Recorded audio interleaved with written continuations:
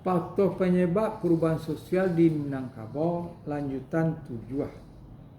Urang Sumando yang merupakan bapak dari anak-anak di situ, maksudnya anak-anak di situ, indak punya tanggung jawab terhadap anak-anaknya, disebabkan semuanya menjadi tanggung jawab mama. Akan tetapi urang Sumando itu dalam kedudukannya sebagai mama dalam lingkungan sukunya sendiri, memikul tanggung jawab pula terhadap para kemenakannya.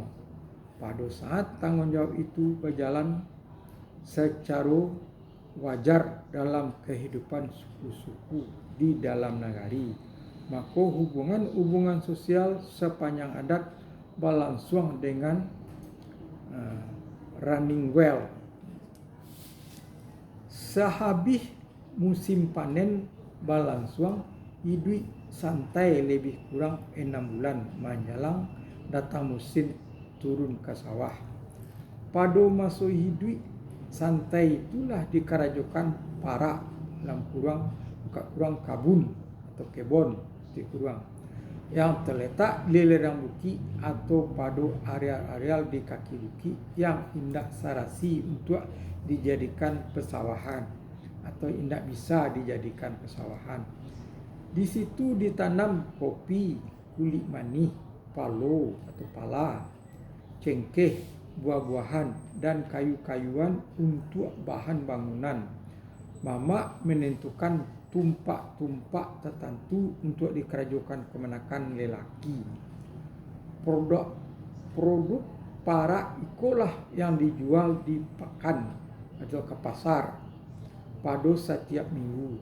Dan hasil penjualan itulah para kemenakan lelaki membeli belanja kepada istrinya, dan setiap hari pekan atau setiap hari pekan, yakni hari Jumat di negeri Bayua, berdasarkan prinsip dalam pepatah besar kayu besar dahannya.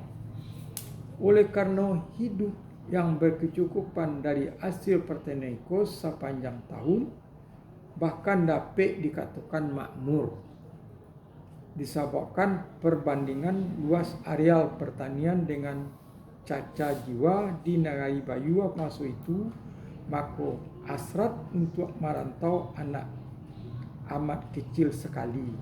Cuma yang pergi merantau di sekitar tahun 20-an menjelang tahun 30-an dapat dihitung dengan jari. Atau ciri coga atau mewah perantau-merantau yang paling menjelang bulan puasa untuk berhari-raya di kampung. Sehabis bulan puasa dapat ditandingi oleh para penduduknya yang hendak pergi merantau, yakni hendak kalah coga, hendak kalah gagahnya. Coga itu atau gagah atau gantengnya dengan pihak perantau. Aliko disebabkan karena harga produk pertanian pada masa itu berimbang dengan harga benda-benda kebutuhan hidup. Oleh karena mata uang golden kurang atau kurang rupiah kurang menutup mantap nilainya, tidak pernah dilanda oleh inflasi.